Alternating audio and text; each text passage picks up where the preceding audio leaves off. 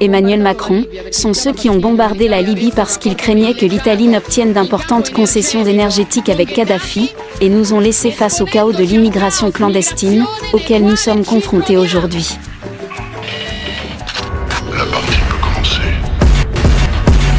Je voudrais vous souhaiter une bienvenue à tous.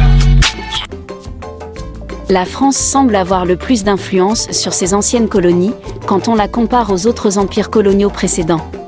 En ce moment, les habitants des nations africaines qui étaient autrefois dominées par la France, prennent position contre leurs anciens colonisateurs, recherchant une indépendance totale vis-à-vis de la France.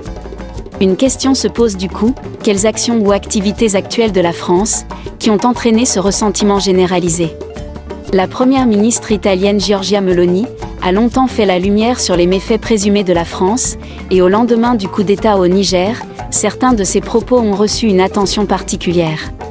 La première ministre Giorgia Meloni a exprimé à plusieurs reprises son inquiétude face aux mauvais traitements infligés aux Africains par la France. Elle a constamment réprimandé la France pour son exploitation présumée des ressources des nations africaines. La France, affirme-t-elle, profite de manière disproportionnée des ressources africaines par rapport aux populations locales.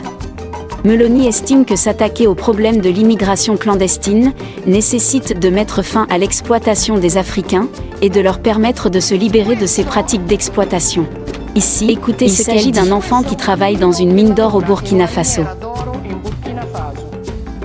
Le Burkina Faso est l'un des pays les plus pauvres du monde. La France imprime de la monnaie coloniale pour le Burkina Faso, qui possède de l'or. En contrepartie, les Français exigent que 50% de tout ce que le Burkina Faso exporte finisse dans les caisses du Trésor français. L'or que cet enfant descend dans un tunnel pour extraire, finit majoritairement dans les caisses de l'État français.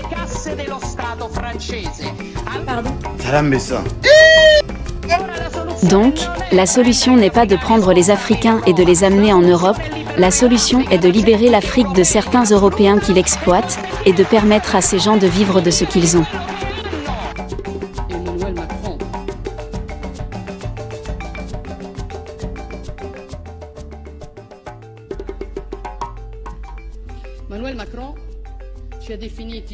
Emmanuel Macron nous a décrits comme dégoûtants, cyniques et irresponsables. Et d'un coup, la presse italienne a commencé à me demander « Avez-vous entendu ce que Macron a dit sur nous ? Il a dit que nous étions irresponsables, quelle honte !» Les irresponsables, Emmanuel Macron, sont ceux qui ont bombardé la Libye parce qu'ils craignaient que l'Italie n'obtienne d'importantes concessions énergétiques avec Kadhafi, et nous, les cyniques, Emmanuel Macron, sont les Français qui envoient la gendarmerie pour renvoyer tout immigré tentant de franchir la frontière à Vintimille. Et surtout, et parce qu'il faut bien dire, dégoûtante est la France qui continue d'exploiter l'Afrique en imprimant de l'argent à 14 pays africains, en leur faisant payer des frais monétaires,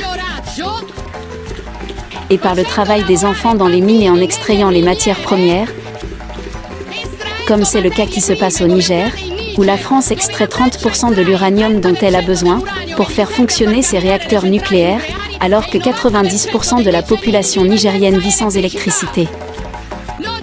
Ne viens pas nous donner des leçons, Macron, les Africains abandonnent leur continent à cause de toi.